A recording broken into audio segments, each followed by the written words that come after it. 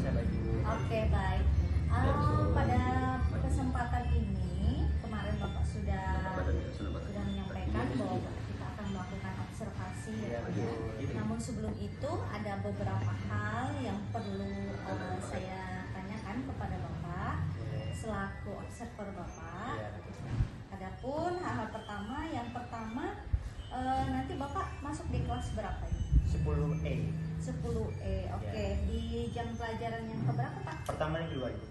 Oke, 10E ya, di jam pertama dan kedua. Oke, mata pelajaran sosiologi ya Pak ya, baik. Kemudian Pak, apa tujuan pembelajaran Bapak? Oke, tujuan pembelajarannya tuh di dalam pembelajaran nanti materinya tuh tentang gejala sosial. Jadi tujuan pembelajarannya itu ada 3 Bu. Boleh saya sebutkan tujuannya? Silakan Pak, silakan. Yang pertama itu menjelaskan dulu siswa supaya menjelaskan pengertian gejala sosial itu sendiri. Kemudian yang kedua, peserta didik itu dapat mengidentifikasi karakteristik gejala sosial itu. Kemudian yang ketiga dapat menganalisis jenis-jenis gejala sosial. Oke, menjelaskan, mengidentifikasi, kemudian yang ketiga menganalisis. Oke. Nah, dari tujuan Bapak itu area pengembangan apa yang hendak Bapak capai? Area pengembangan yang saya capai tentang peserta didik itu dapat membedakan karakteristik gejala sosial khususnya baik yang ada di perkotaan maupun di ruang lingkup mereka sendiri, di rumahnya baik di sekolah maupun di rumahnya, seperti itu Bu. Oke. Kemudian apakah Bapak akan membuat pembelajaran itu interkoneksi dengan kehidupan sosial budaya peserta didik? Ya, sudah pasti ya. Oke.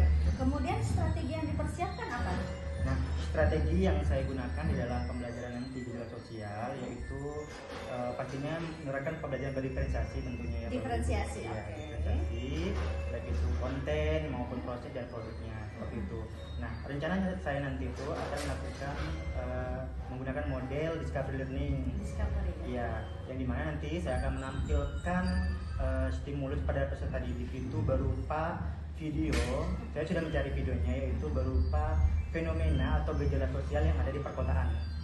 Nah, kalau nggak salah di videonya itu ada 9 fenomena yang terjadi di perkotaan. Nah, nanti siswa itu dari stimulus itu saya suruh pilih salah satu di antara 9 fenomena itu bersama kelompoknya untuk menentukan fenomena apa yang ingin mereka ketahui lebih mendalam.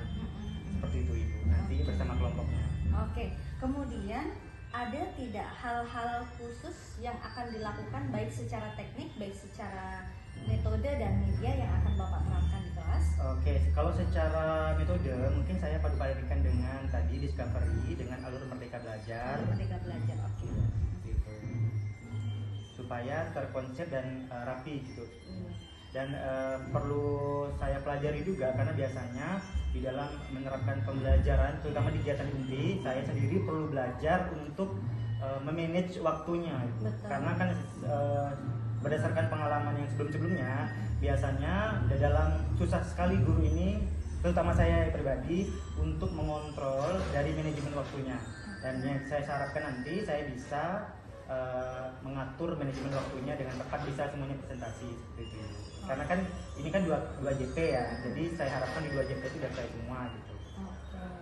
Berarti catatan khususnya adalah manajemen waktu ya Pak dalam pelaksanaan proses pembelajaran ya. Oke. Kemudian Pak, selain itu, saya rasa cukup saja Pak ya. Sampai bertemu di kelas besok, kita akan melakukan supervisi akademik Bapak. Tentunya Bapak sudah siap semua, Oke, siap. baik secara modul, materi,